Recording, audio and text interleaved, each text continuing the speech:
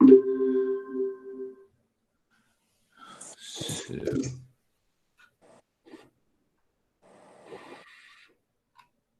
those of you who are just coming on, just so you know, everyone is invited to this Google Doc, and I'm adding all of Girish's notes that are in the side into the Google Doc, so you have them if you need to access it while we're going through the presentation at all. It's know that it's there for you. I just created 10 points. We will cover all these 10 points in 1 hour, and maybe one more session on so that we should understand why we should study Gita and why and how, and then we will go by chapter what is most important in all the 18 chapters, what message it conveys. And Gita is a poem, poetry, a song.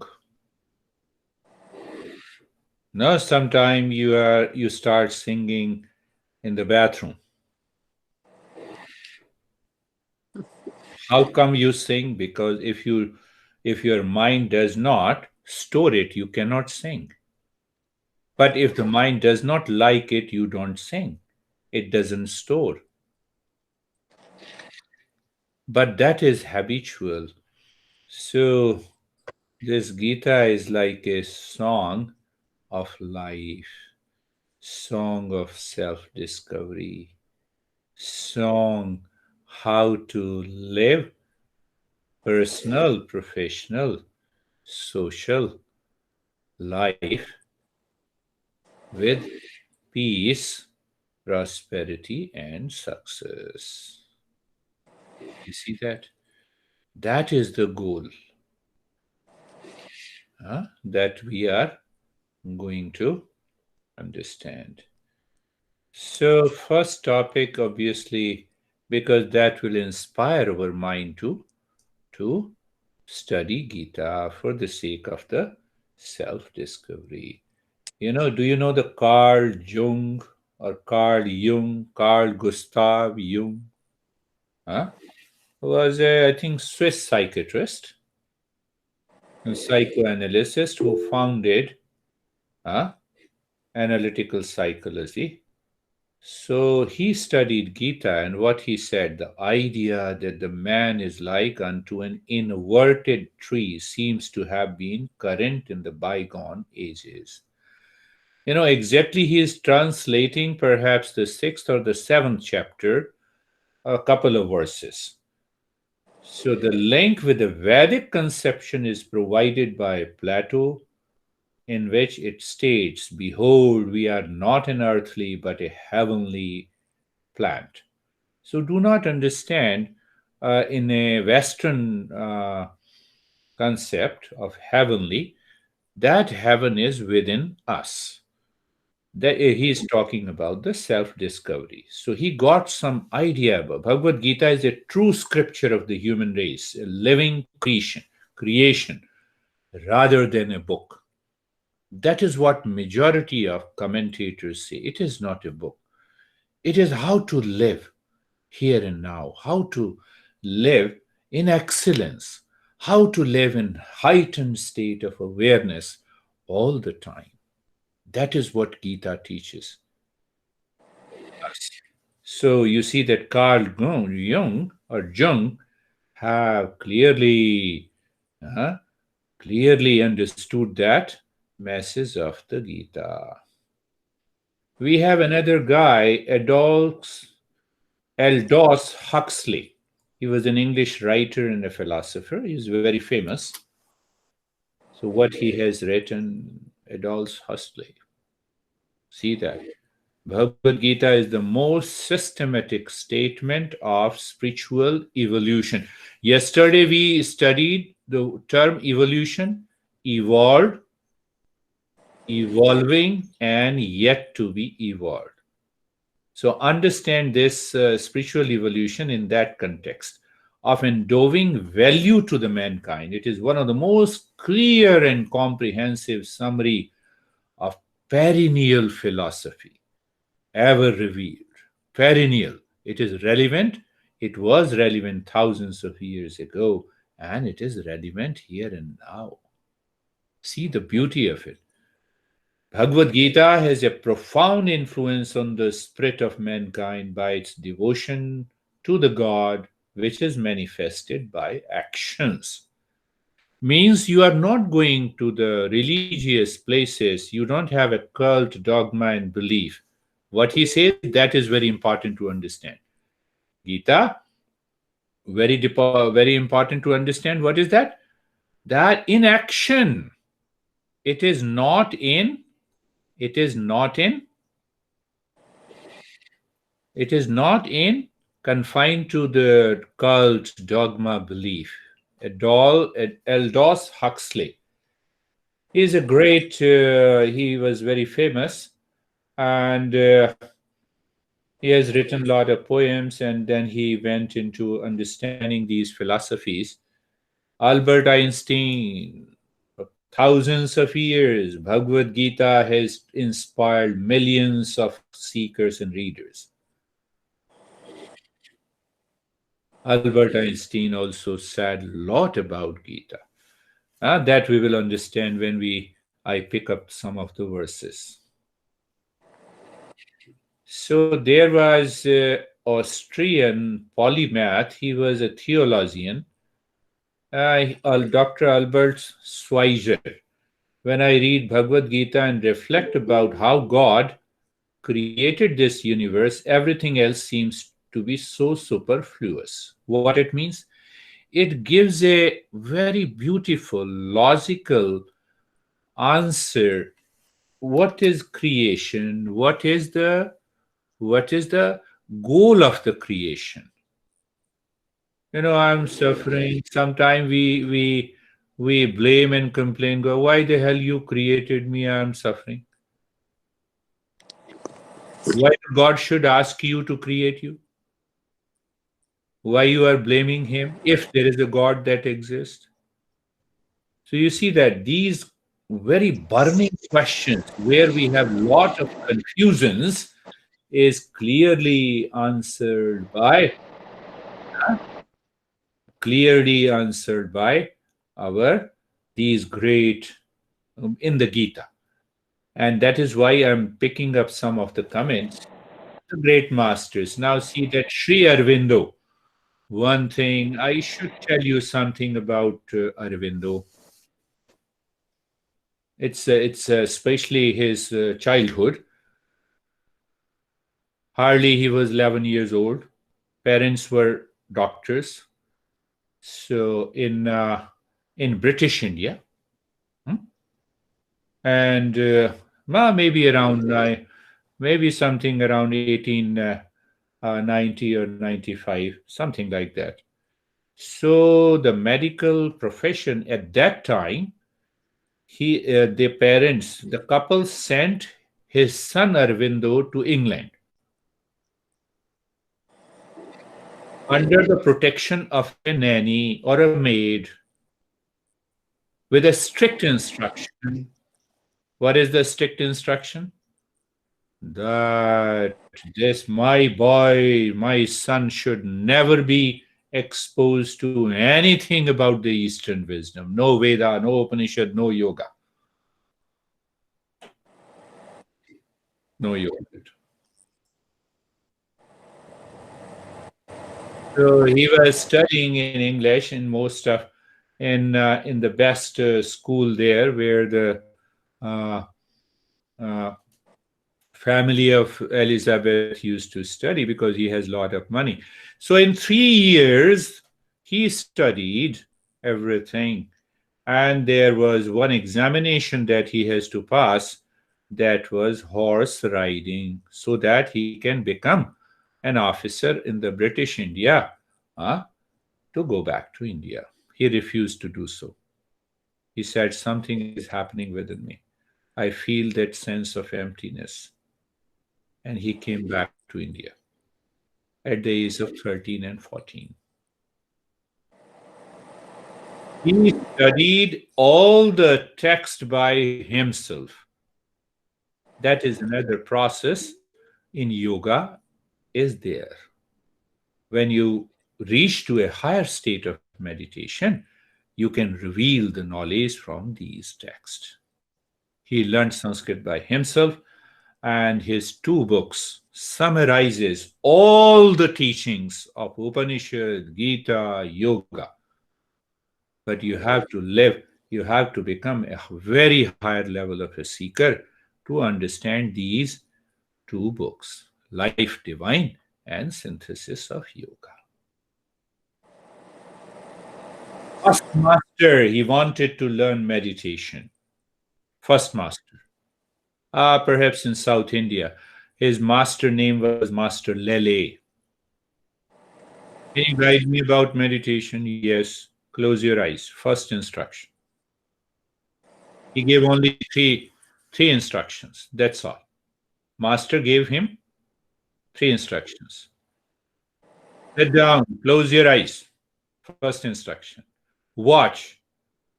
All these thoughts are coming from outside. Second instruction. Before the thought enters into your mind, throw them out. Don't allow them to enter.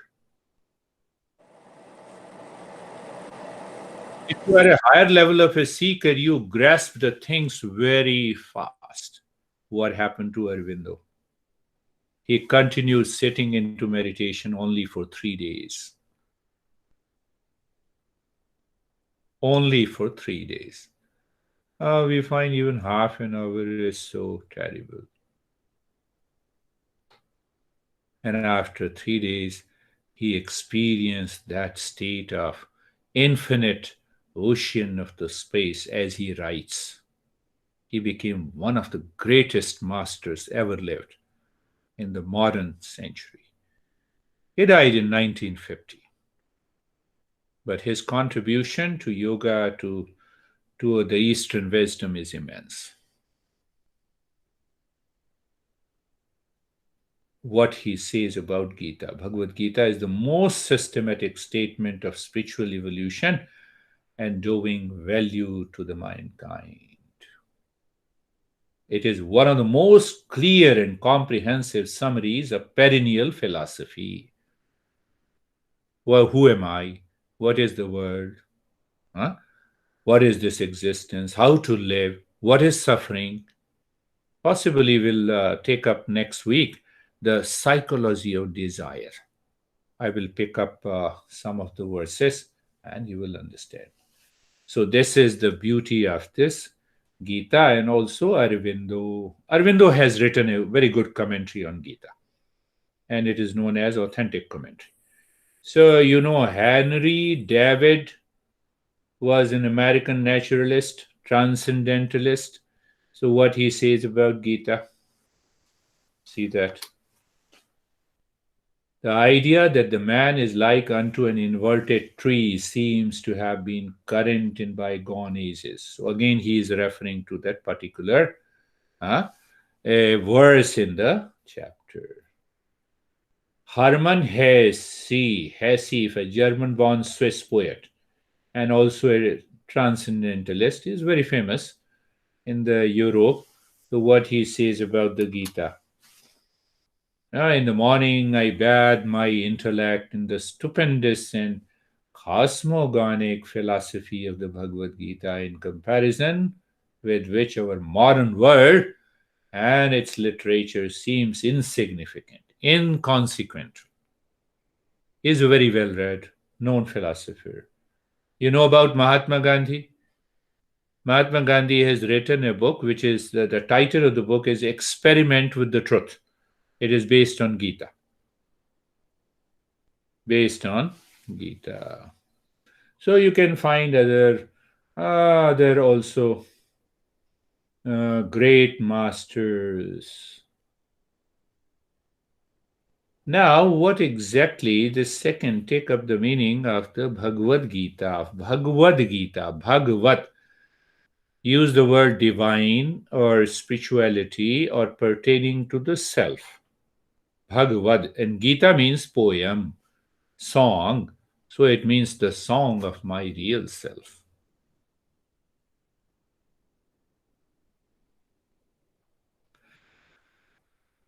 There was a Rumi of India whose name is Kabir. Kabir. Huh? You are exposed to Rumi, but there is a Rumi of India. I call him Rumi of India, Kabir. What he says: Man Maya ek hai, Maya man hi samay. It's in Hindi. So you need not to, but you just remember the Kabir, what he says, and write down the message. मन माया एक है माया मन ही समाए तीन लोक संशय पड़ा काहे कहूँ समझाए. He was born in the family of a weaver, very poor family. Later he got enlightenment. What he says: मन माया एक है माया मन ही समाए. Mind and ignorance and illusion are essentially one. If you practice yoga, that ignorance merges into mind. Did you understand, Brandy? What is delusion? My mind says, no, just example. Example. Huh? I never meant it. No, I don't mean it. So, no, let me give example to Lara now. Lara is crazy. So this, when I say this crazy, it is coming from the mind. This is an illusion. So this comes from the mind and this dissolves into the mind. When it dissolves into the mind, when I have a right perception, ignorance is gone. This is the message of the Gita. Man Maya ek hai, Maya man hi samay, teen lok sanshay pada. So this Rumi of India, Kabir, says why people do not understand, why they are engaged in blame, name, complain game, why they don't look inside and find their real nature. That is the message of the Gita. I should pick up that also.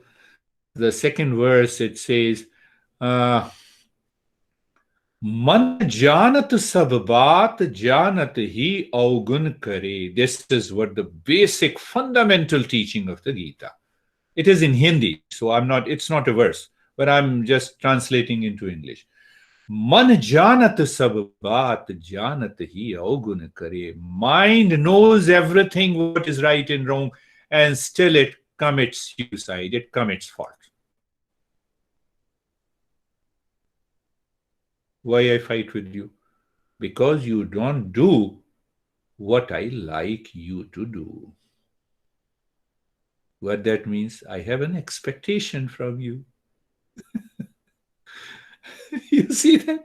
Man janat sab baat. Mind knows everything.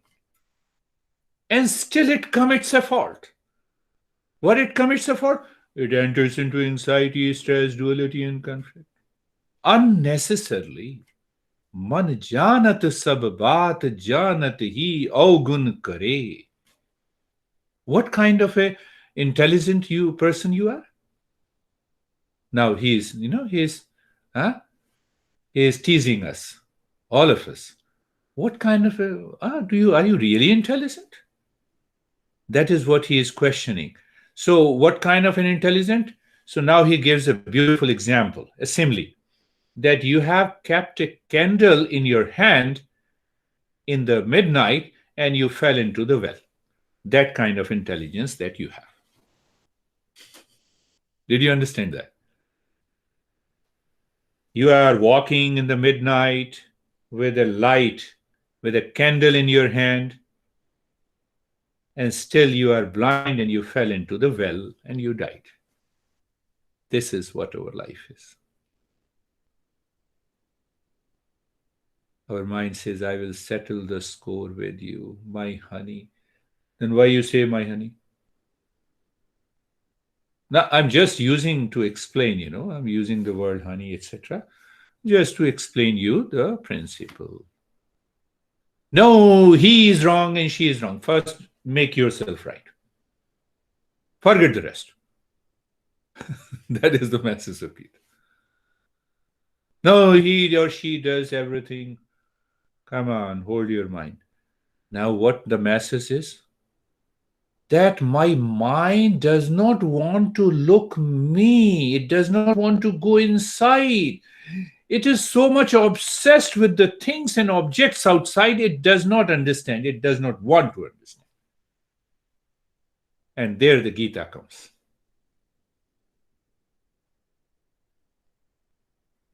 Are you getting it? Bhagavad Gita, the song of my day to day life, from moment to moment, how to live into that state in peace and happiness and in harmony. He doesn't say go to the Himalayas, become a monk. Gita teaches us to live the same life, but you should have a total, complete orientation. It's a 180-degree turn. You're doing the same thing outside, but internal change is there. How can you bring about that change? That is why it is known as Gita. Now, is there only one Gita? No. There are 64 Gitas. Means there are 64 texts named after the Gita. There is Bhagavad Gita that I studied with my master. There is a Avdhut Gita. There is a Guru Gita. There is a Ganesh Gita. There is a Ram Gita. A lot of Gitas. Ganesh Gita. There is a Uddhav Gita. A lot of Gitas. But this Gita can be understood by a layman. The greatest Gita that I cover on Saturday's session, verse by verse. That is known as the greatest of all the Gitas, Ashtavakra Gita. But this is Bhagavad Gita. It contains 700 verses, 18 chapters. 18 chapters, and every chapter is one yoga. Every chapter explains one school of yoga, not one style of yoga. Style of yoga that we have created. I humbly say those who do not know the real import of yoga, they have created different styles of yoga. Yoga is one. So 18 chapters, 700 verses. Every chapter, every section is one school of yoga, clearly defined. Clear? Now, from where this Gita came, that needs to be understood. So there's the greatest epic ever written in the world. The name of that epic is Mahabharata. Gita is a part of Mahabharata. Means, what that means? Gita is a part of Mahabharata. Mahabharata is the name of the greatest epic, greatest text ever written in the world. It contains what? It only contains 100,000 verses. Means 200,000 lines of Sanskrit phrases, sentences, out of which Gita is taken out, a gist, a summary, a right masses. With 700 verses means 1,400 lines. And it has become Bhagavad Gita. Right? It is a dialogue between a master and a disciple. Bhagavad Gita is, I think it has translation in more than 50 different languages. It has more than 400 million copies sold in different languages. It is so popular. Why? It can be understood by a layman. Ashtavakra Gita, very difficult. Guru Gita, still difficult. Adhut Gita, very deep. Unless you reach to a level of a seeker, then only you can understand. But this is. So Mahabharata is a great epic. Now understand who is the author. Author is our great master who wrote Veda, the Vyasa. Huh? Ved Vyasa. Who discovered? I always say Mahabharata is a great epic text, and this Ved Vyasa, or simply known as Vyasa, contributed the basic fundamental principles of yoga, tantra, meditation, etc., etc., etc. As I told you before, that yeah, but let me just complete this story and then I'll tell you. So Vyasa has written more than thousands of the texts, and so he was contemplating and thinking. So he conceived an idea to write this great epic. So he wanted a stenographer in those days, huh? 5 or 6 thousand years ago. So those stenographer, he found a stenographer. And who was his stenographer? Lord Ganesha. Huh? You have heard. I see the picture of Ganesha. Huh? There's a backdrop of Kate. Do you see that? Ganesha. Now see the beauty of their genius. And I what I used to say, when the knowledge is revealed in the highest state of meditation, you become extempore. The words flow out of you because the mind is 100% clear about the concept.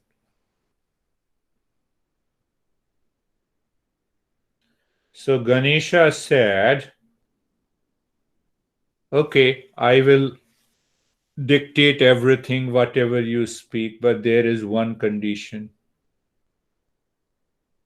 You have to continue to speak. The moment you stop speaking, I will stop writing. There's a beautiful understanding. And then we will understand the import of its meaning in yoga. So Vyasa was also a genius. Vyasa said, you have to write every verse with clear understanding. If you do not understand the verse and you write it and I ask you, then I will punish you.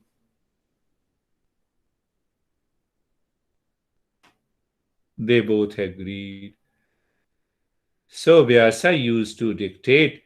Ganesha used to take some time to understand. In the meantime, the Vyasa could dictate another verse. You understand that? That is how uh, this Mahabharata was written. Vyasa and the Ganesha. Don't write anything unless you understand. It is very clear, I am neither Vyasa, you are not Ganesha. But still apply that principle.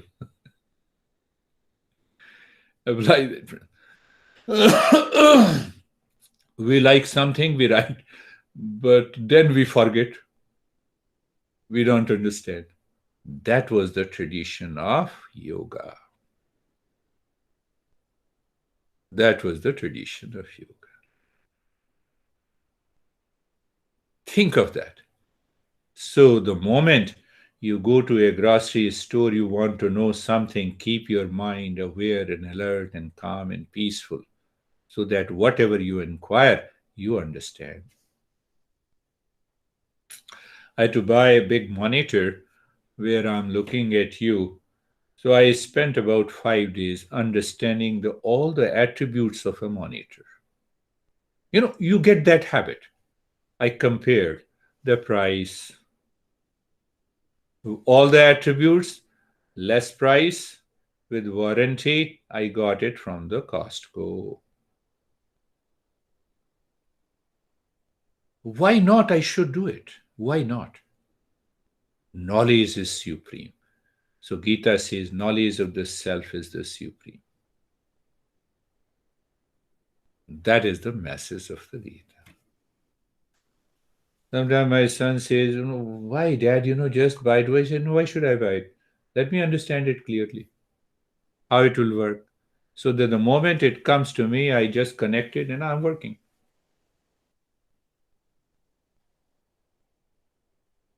That is another message. Your attitude will change. Your mind will never say that I don't, no, no, no, I don't know about it. So let me know it. If I don't know about the monitor, let me know it. Everything is available. Why? So that the mind is not confused. Honey, you became angry. Let me contemplate why you become angry and how to change my attitude. You see, the things will change in your life. That is what Gita teaches. We don't want to do it. Why we don't have time? We are very busy. Remain busy. Remain stressed.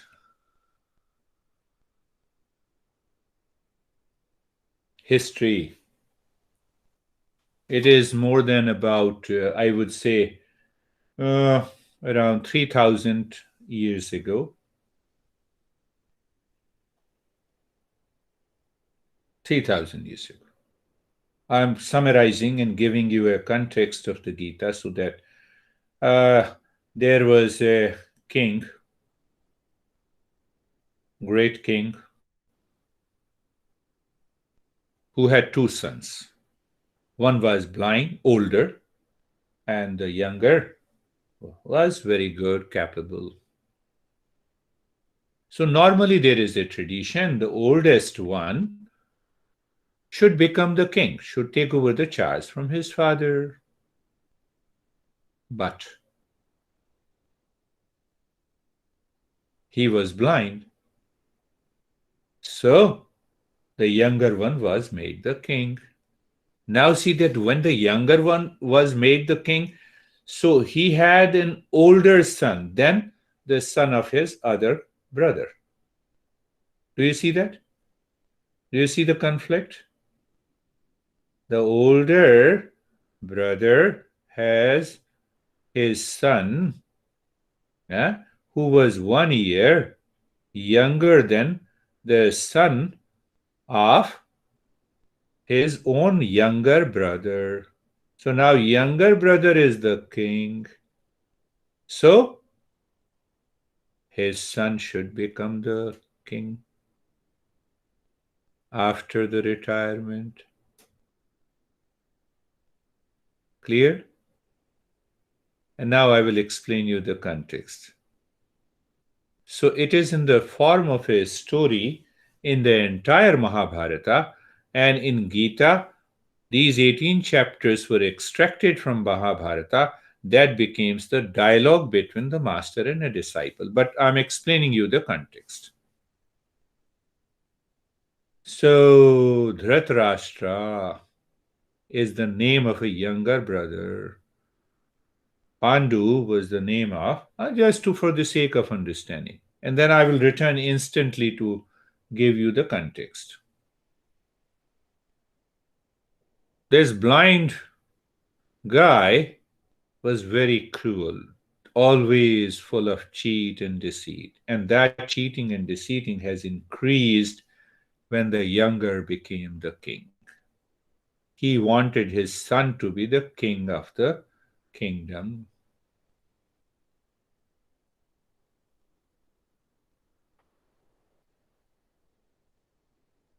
Clear? A context we are understanding. And there the fight began between the two clans of brothers. So the younger brother had 100 sons, and the older one has only 5 sons.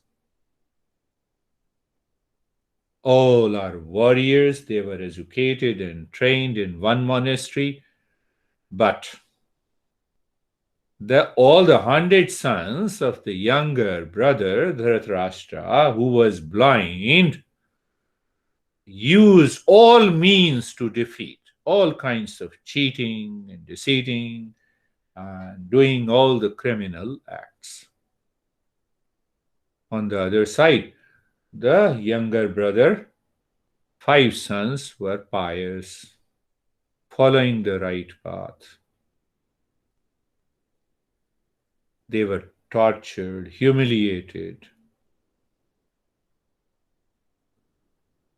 and ultimately, the time came when, by cheating and deceit, the younger brother, with 100 sons, took over the kingdom by cheating and deceit.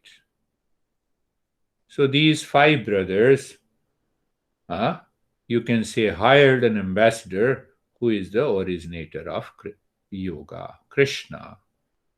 Please go and ask them that they should give me only 5 villages, small villages. We will live happily. We will live happily. I'll tell you the real life incident that happened in my life also. Quite interesting. I got inspired by this Gita. So now see that the sons of that blind guy was not ready even to give 5 villages. If you don't want to spare even $5,000, if you have 5 million, what kind of a person you are? Just take an example. And the Krishna went there to the younger blind king and his brother and his sons. Now see, I will refer those verses later. I'm just giving you a reference point. So he said, they are after all your brothers. They are brothers' kids. Why don't you give even the 5 villages? Why you are doing such a cheating and deceit? So one of the oldest son of the blind guy said, Krishna, don't teach me. I know what is right and good. The real context of the Gita starts from there. Don't teach me. I know what is right and good, what is virtue, and what is vice. Even then, I know it, my mind goes to the cheating and deceiving. That is the answer of this son of the blind guy. How many times I don't want to be angry and still I become angry. I don't want to react, I react. So Gita is telling you, are you aware of your nature? What the hell you are doing? You dated with the guy for so many years. Then you said soulmate, and now you are complaining. That is the masses. See that? Do you see that? And from the other brother side, who has the 5 brothers, Arjuna was the disciple of Krishna and a friend of a disciple. Arjuna never said that I'm going to fight and kill everyone. He said, no, what should I do, Krishna? Guide me. Guide me the path. What is the best thing to do? Why should I kill my brothers? I know I can fight.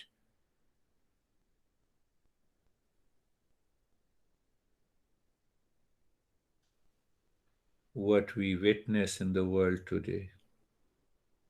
Huh? Recently, I was listening to the news of Robin Hood. You get an idea. Huh? Robin Hood. You know that? Get everything. Extract everything.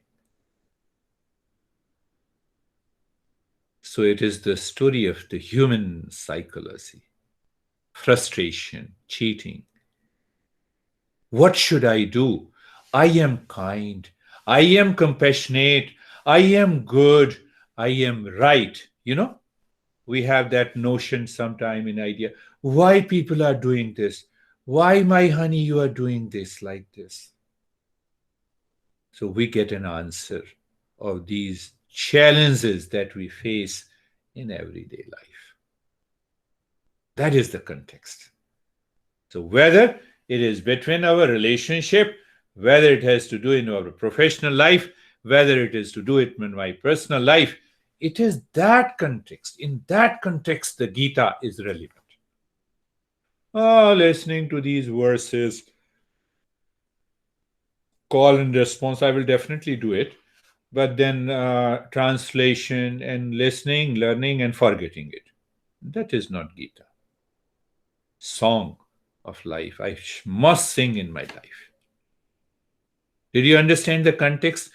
That is what the many religions have created a concept of virtue and vice, demon and God. You see that?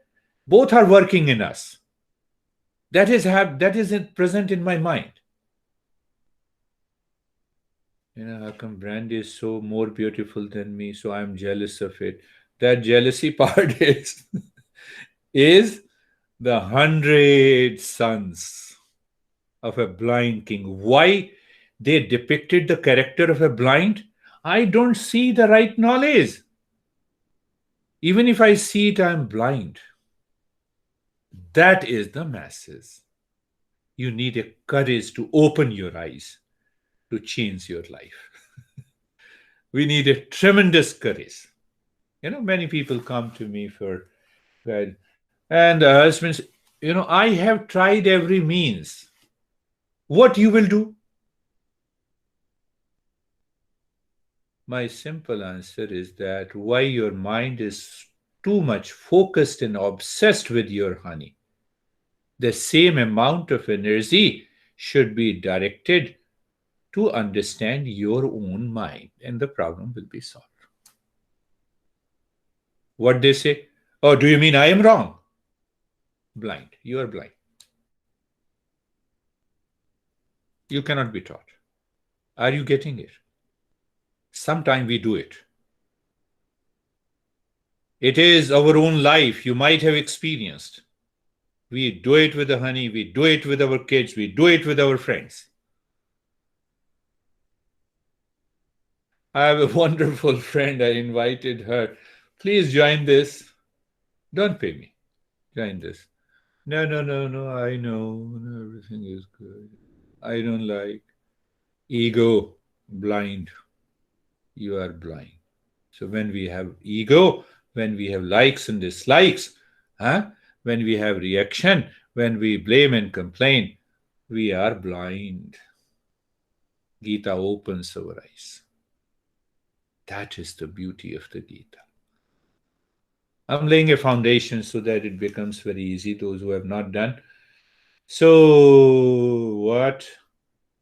So, two clan of brothers. Now it is very, so two types of thought process going on. So we will understand what yoga says. I will bring that verse or that sutra. There is where it says Shreyas and Preyas. In the great commentator of Yoga Sutra uh, says what Patanjali means by uh, the mind subjective and the objective states. So what he says, so he says that have you seen the river? Yes, river has one flow, but this mind is also like a river, but it has two opposite flows.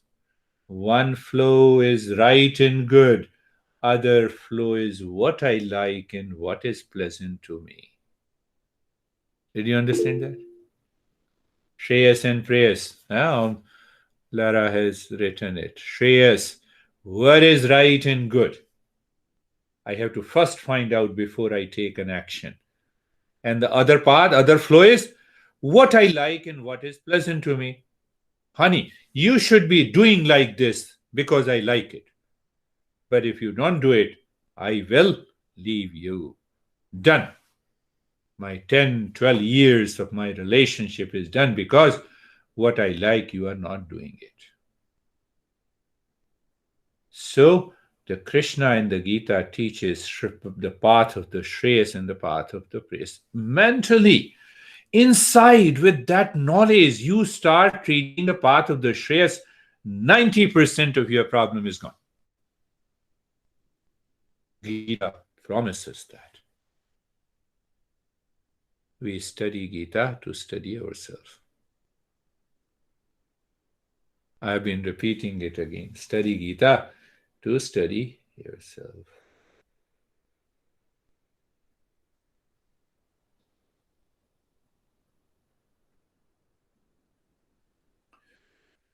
Yes, there is a beautiful, we will do it later, but I'm just explaining you. The cow herd milk of what says, as you extract the cream from the milk, we have to extract that cream of the wisdom by listening, learning the principles in the Gita.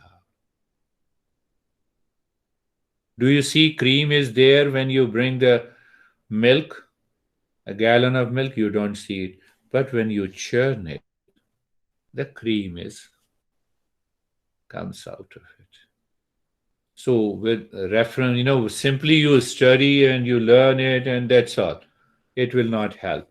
We have to churn it in our mind. We have to contemplate and reflect. We have seen the context, why it is happening, why the stress is there in my life, why the anxiety is there in my life, why there is a conflict. I must find an answer in this Gita. You will find an answer.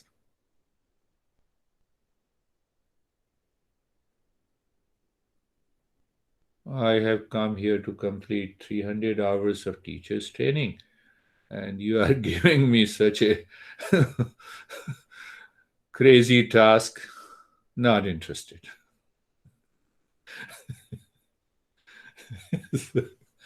Not interested, it means no, no yoga learning. One thing that we will, Gita will show you the path of three main yoga. There are all types of schools of yoga is covered, but the basic is path of karma, path of action, path of knowledge, and path of love. So in that path of the knowledge, the yoga sutra is also included a little bit. So there are other schools of yoga, 18 chapters, 18 schools of yoga. It teaches you meditation, it gives you Hatha yoga, it gives you Raj yoga, it gives you Gyan yoga, it gives you Karma yoga, it gives you path, knowledge, yoga of knowledge, yoga of love. Everything is there. It is the summary of more than, I would say, 2000 texts. It is in dialogue, and it's a question and answer form. Who is the disciple? The Arjuna. Arjuna is one of the five brothers, who was not given even the five villages. And the Krishna, the originator of the yoga, who says, come on, fight. Kill your brothers. Take the kingdom back. We will understand why he said this. Why he said this. There is a demon sitting in me. I have to kill this. Reference point is that. I have, sometimes what happens, recently one beautiful, and women are always beautiful, that's what I say. So when women is, I'm giving her lessons every week, and she said, I'm rephrasing it in a good way.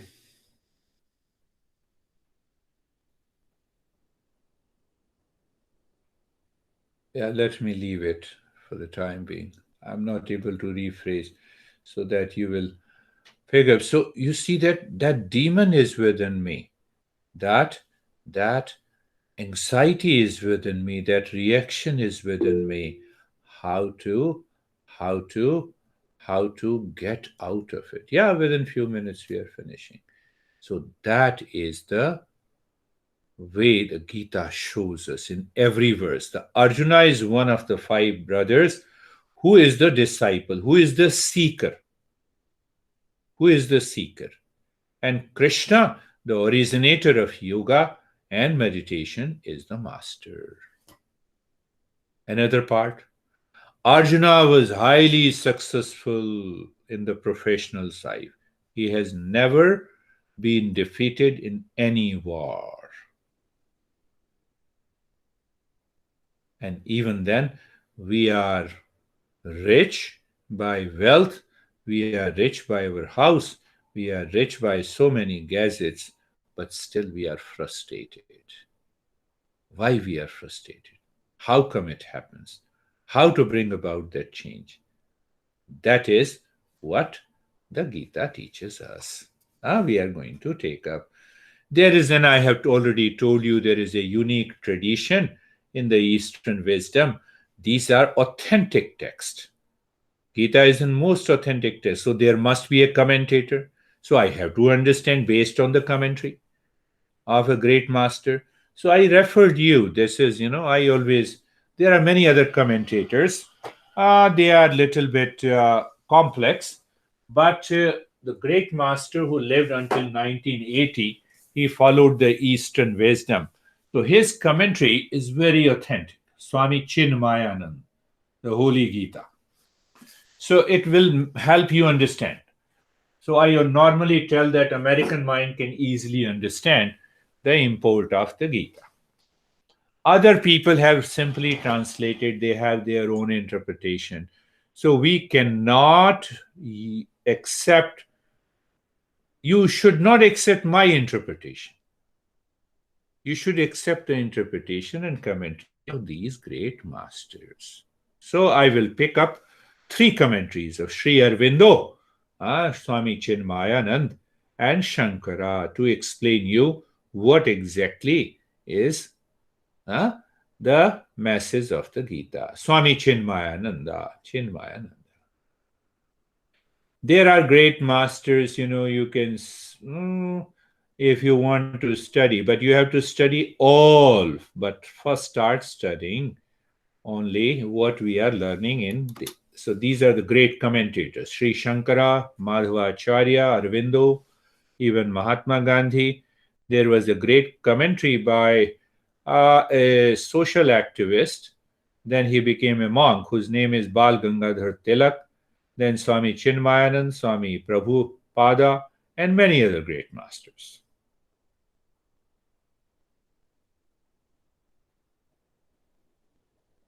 Briefly, I am touching it, but I will touch in great length. Now come to the four goals of the life. Four goals of the life, the eighth point. Eighth point that I wrote it. So you see that if you will appreciate it. What you would appreciate? What exactly we want from our life. We are fairly intelligent people, average. Now you can say we are fairly intelligent people. We are communicating to each other, one another. So the first, goal is that pleasure happiness. What is that pleasure happiness? I want to enjoy my life with different kinds of pleasure. It may be a physical pleasure of sex, having wealth to buy a house and having a car and a clothes, isn't it? Pleasure happiness, right? That is the one activity that everyone does, right? Second pursuit of happiness is our satisfaction happiness. We find happiness in working as a professional. You see that? If I don't work, I don't earn, isn't it? That is one aspect. Second aspect is that whatever I work in the professional life, I enjoy. So it gives me a kind of satisfaction. That is why I say I have chosen my own profession. Everyone does it. Clear? And then we have the third happiness. I follow the value, some value. Either I follow, I belong to one religion or a cult dogma belief. Even if I don't belong to them, I say this: honesty is good, integrity is good. I should follow honesty, integrity, morality, discipline, etc., etc. That gives me peace and happiness, isn't it? Right? So, all the three types of happiness, every human being works in their life. Look at the Bill Gates, value happiness. He donated $120 billion. I was listening to his interview yesterday. The previous interview.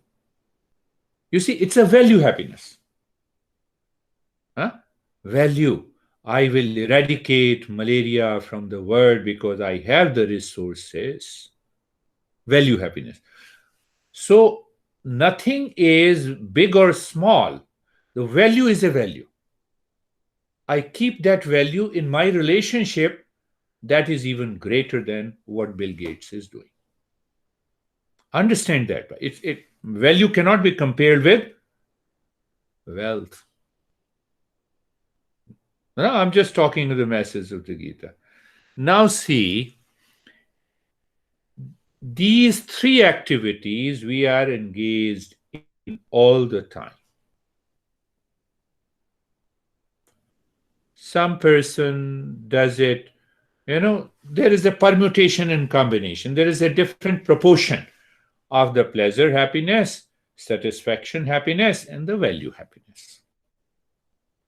Now, this Gita, Yoga, Eastern wisdom says there is another activity that you have to introduce in your life is the self-discovery. Then alone you can reach to the permanent state of happiness. Otherwise, no amount of wealth can buy you happiness. No, even if you are the highest level, Bill Gates, some people abuse him. You are not happy because you have to discover that permanent happiness inside you. So yoga, Eastern wisdom introduced the fourth type of activity exclusively for yourself, for your own evolution. That is the great masses of yoga. What is that evolution? Why I get upset? Why I enter into conflict? Why the hell, I love this guy so much, and now after a few years, I hate it. Let me understand. Let me understand. I heard an American guy, it's the story of an American guy when I was in India. I don't know who he was, but I'm telling you. So he married 9 times and then he divorced 9 times, obviously. So so he went to a psychiatrist. He said, "Tell me, what is the problem with my all the 9 beautiful women? Is the problem lies with those 9 beautiful women or with me? Examine me." Must be a good laugh. You see, I do not understand. The problem lies with me. I marry and I divorce. Oh, you are crazy. That's why I left you. Second, third, fourth, fifth, and ninth. That is how we commit a lot of mistakes in our life and we continue to suffer in our life. So, how come I must know myself clearly? Who am I? Once I know myself clearly, how to know that knowledge, that practice, that journey is about the Gita. It helps you to understand in every situation, whether it's a personal life, professional life, social life, whether you are doing yoga, it gives you the sense, oh, this is what I should be doing. So that what happens? It introduces the yoga in daily life. In daily life. That is the message of the Gita. The last one that I'll take another 5 minutes. You remember, and we will make it. I will do it call and response next time. But always keep this verse in your head. Always this verse. Tat karma yanna bandhaya sa vidyaya vimuktai. You have seen my logo. I have written the last one. Sa vidyaya vimuktai.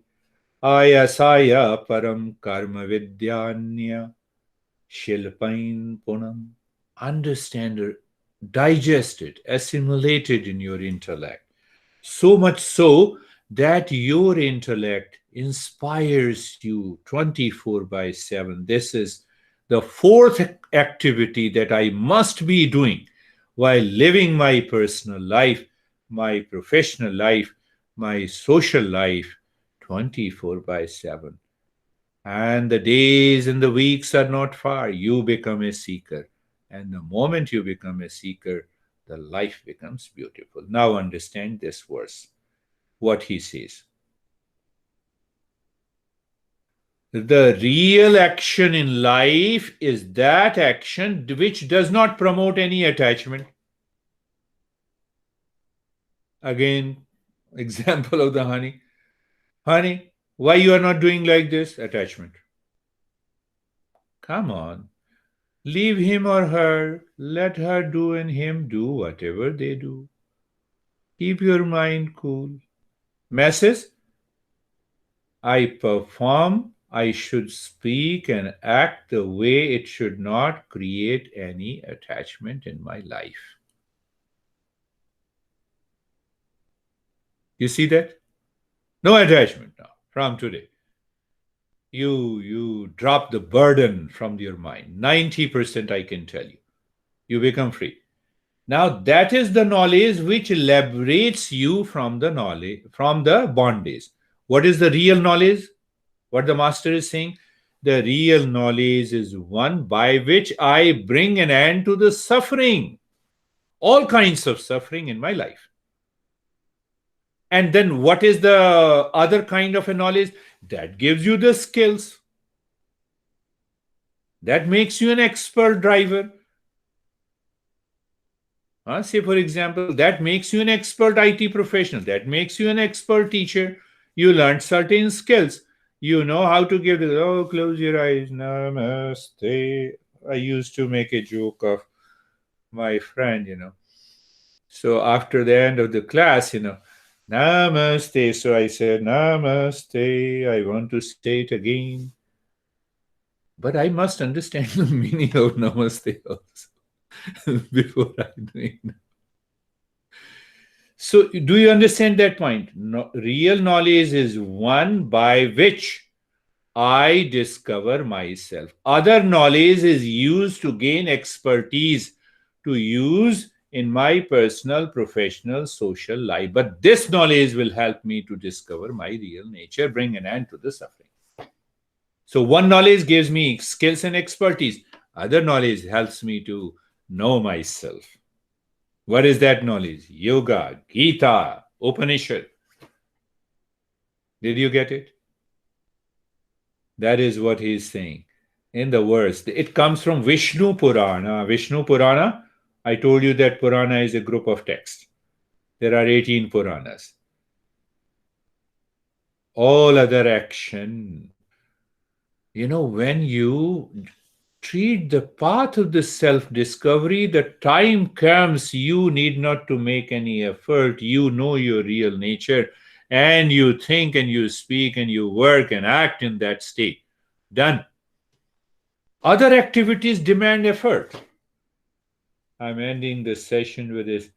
How long it takes you to reach huh, to a food store from your house? 5 minutes? 10 minutes? 15 minutes? Right? How long it takes you to come to my house, which is in Gilbert? It may take 40, 50, 60 minutes. Clear? Now answer me. How long it takes you to reach to yourself?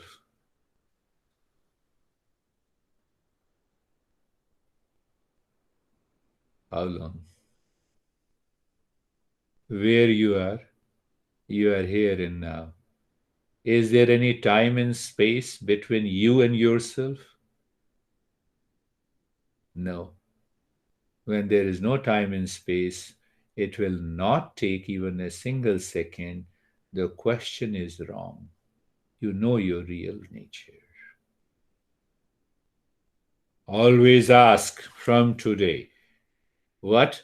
how long it takes me to reach to myself. That is the entire goal, objective of this Gita. While performing everything in my life. Sometimes I have to become angry so I can play becoming angry to get the things done, but don't become angry inside. We'll talk about that. Now, if you have any question, let me know.